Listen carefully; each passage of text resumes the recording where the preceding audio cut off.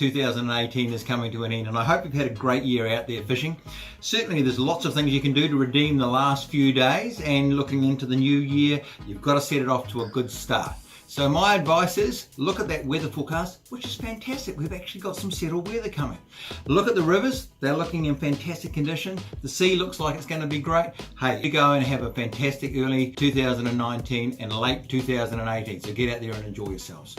Well, the salmon fishing is starting to come in. Now, I've heard some pretty good reports about the number of fish that are there, and the good thing about it is they haven't had much in the way of harassment, just simply because it's been that dirty. And they're right through the river, right up to the gorges, which means you've got a big area that you can approach them on. Make sure you get yourself out there. Remember, the early bird catches the worm, as it were, and if you're not there, you're not having the chance of catching them.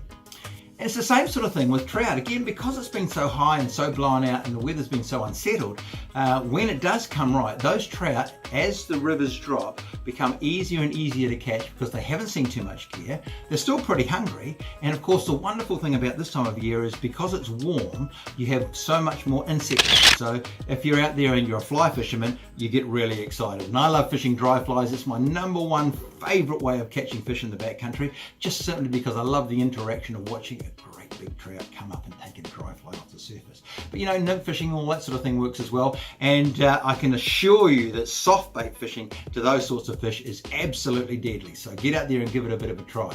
It works really well in the lakes as well. And of course, just general spinning like you're used to will also bring you some results. Right, let's look at the surf fishing around the coast. Well, we've had a lot of rig caught and elephant fish. I know that Lake Ellesmere has been open a bit, and so south of the peninsula there's been not quite as good as fishing as it was perhaps 3 or 4 weeks ago, but they're still getting good numbers of rig and elephant fish, particularly north of the peninsula as well. So get out there if you've got all these magnificent beaches and these lovely warm nights that are coming over the beginning of January.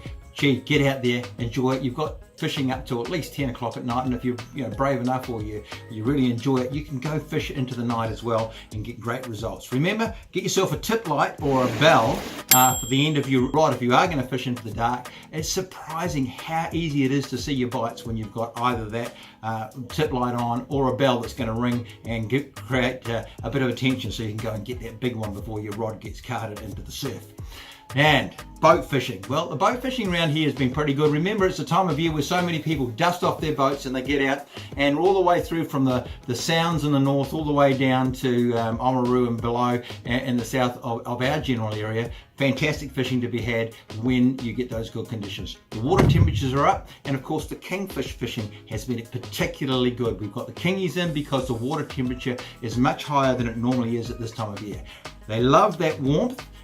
Fish are getting caught all the way down to Dunedin and to Dunedin Harbour, so our southern folk are having a bit of a ball down there. And of course, the key thing with kingfish fishing is looking for obstacles. Kingies like structure. It's very hard to go out there just in the middle of nowhere and troll something and hope you get a kingfish. But the moment you've got yourself something to look at, like a lump of kelp or a log in the water or a buoy that's been permanently anchored there, it's just so much easier to go close to one of those. Remember, don't scare the fish. It's so easy because you've got a boat and it goes fast for you to go right through the best fishing spot. Remember, come up on it quietly. Cast as long as you can, and don't cast short. The time that you cast short is when the fish will start following well behind your lure. If you cast over the obstacle and right through where they're going to be lying, it gets them agitated and mad. And if you've got 2 of you on the boat who are going to be doing a little bit of fishing, don't just try and beat your mate. Work as a pair. Both of you cast in because it creates more of a disturbance and you're more likely to get both of you hooked up. So gotta let your competitive nature go, guys, sorry, and because we want to get more fish rather than more fish just than our mate. And of course, I can't let a fishing report go by without mentioning the canals. And we've heard mixed reviews on the canals lately, depending on whether or not they're flowing.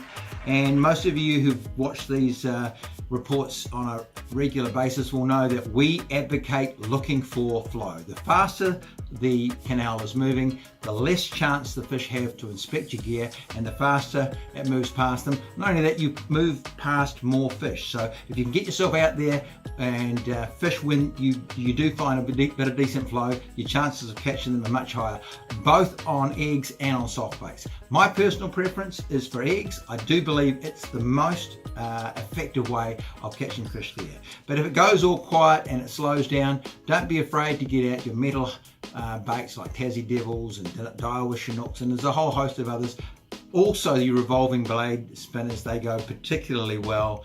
Remember, don't fish them too fast. Make sure they get down to quite a deep level and then quietly retrieve them, and you'll get really good result. We'd love to help you. If you're really new to fishing, that's where we really want to help, because I know it's very daunting to go out there when you haven't done much fishing before, and we would like to give you at least a good starting point. And just remember, get those kids out there. Great time of year to go to any of the wharves that you're allowed to go on to, and that means even going to places like Kaiapoi, Central Kaiapoi, off the structure there where they tie up the boats. It's surprising how many fish you can catch there. Remember, fishing on the high tide, go out there and you'll get herrings, and even the odd trout will come along as well.